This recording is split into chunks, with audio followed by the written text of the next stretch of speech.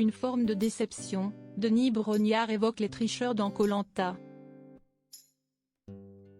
Denis Brognard était l'invité d'Anne-Elisabeth Lemoine dans C'est à vous ce jeudi 17 février. À quelques jours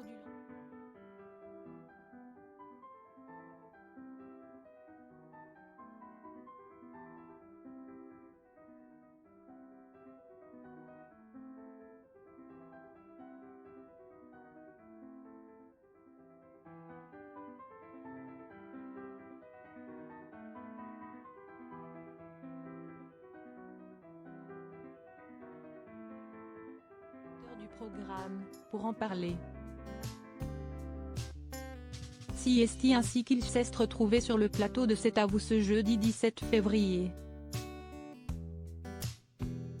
Anne-Elisabeth Lemoine n'a d'ailleurs pas pris de pincettes pour évoquer le sujet qui fâche.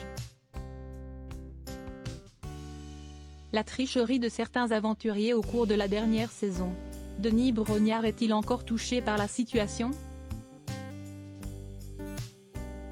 Il ne s'est pas fait prier pour répondre, ce n'est pas que je leur en veux mais il y a eu une forme de déception chez moi.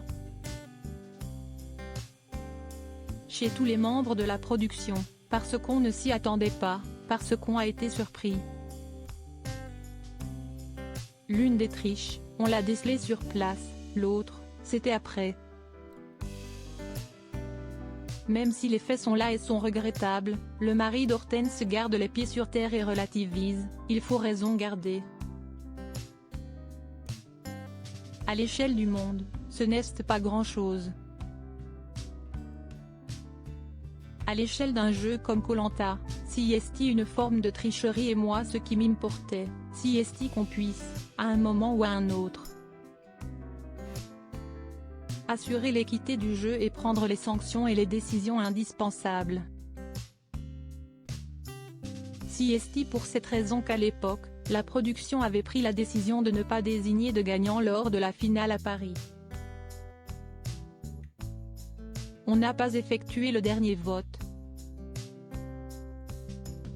Et les 100 000 € ont été remis à la Fondation pour Bertrand Kamal pour la recherche contre le cancer du pancréas.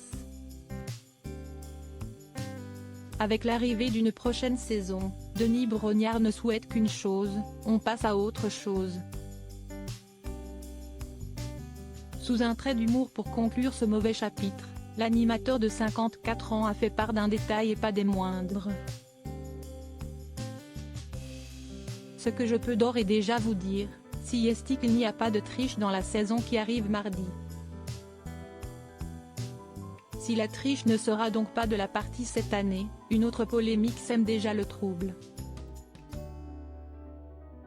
François, l'un des candidats, est mis en examen pour homicide involontaire. Un débat agitait d'ailleurs les médias, doit-il être coupé au montage ? La production a finalement tranché et laissé François dans le rendu final qui promet déjà d'être explosif.